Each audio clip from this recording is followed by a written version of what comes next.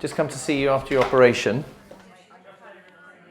I was cycling to my children's sports day and I was going across a roundabout and a bus didn't see me and it collided into me. 2 days later was probably the first full day I can remember. I didn't really understand what the injuries were. It was almost like I wasn't in my body. To start with, I was in so much pain and I was uncomfortable, I couldn't move, and it was just on a daily basis I'd asked my husband to go through what had happened, the injuries, because I was just couldn't understand it all.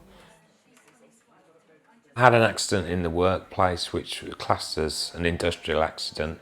I was loading a vehicle with another colleague and the other colleague was on a forklift truck and unfortunately they collided with me.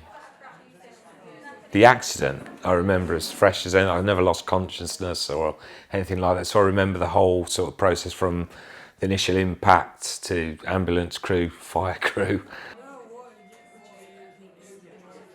Arriving at A&E, I was aware the decision was then made to take me straight to theatre.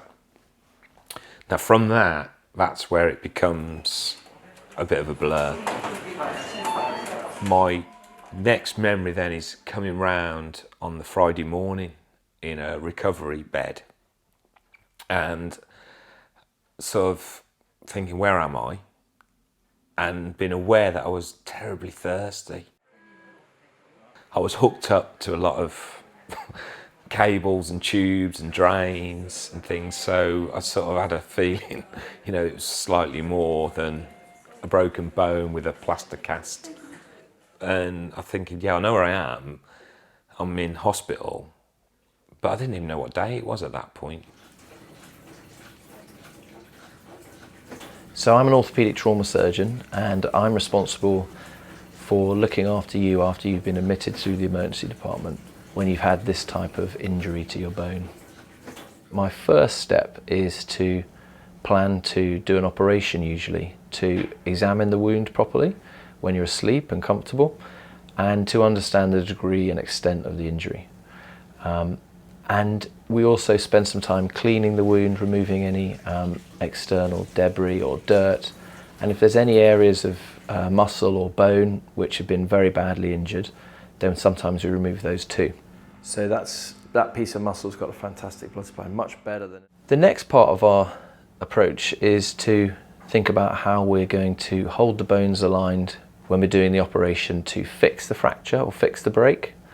And also we'll be thinking with our plastic surgery colleagues as to how we're going to cover up the bone so it can go on to heal successfully without any problems such as infection. So we're going to just take this off and just have a look at the flap underneath, if that's okay, all right? Yeah. You all right?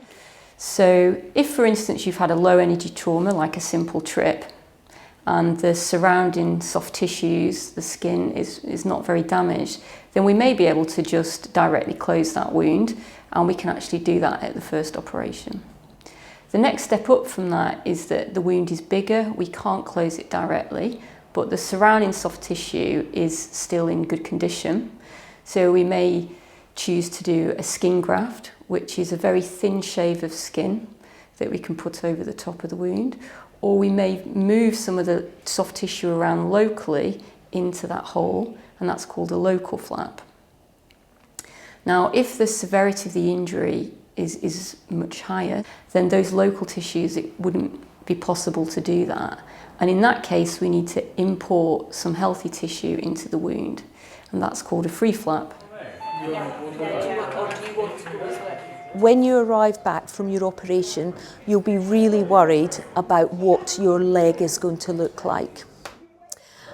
And it will all be wrapped up, and there'll probably be a little window in a great big bandaged leg that you will see something that looks a bit like steak with a bit of lattice on top. And sometimes what you find is the nurses look at that, they press it, they assess it, they might use a little probe just to make sure that there is a good blood supply.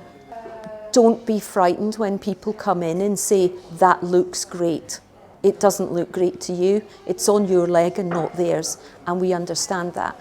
But that language means that we are very happy with the flap and that it is doing as it should and behaving as it should at this point in time.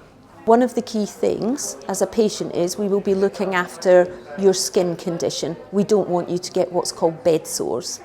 And the common places for that are under your heel, particularly the one with the back slab on, which will be lying on a pillow. Make sure that pillow isn't under your heel. Tell the nurses if you've got any prickling sensation or any burning sensation, because that would be an indication we need to check your skin.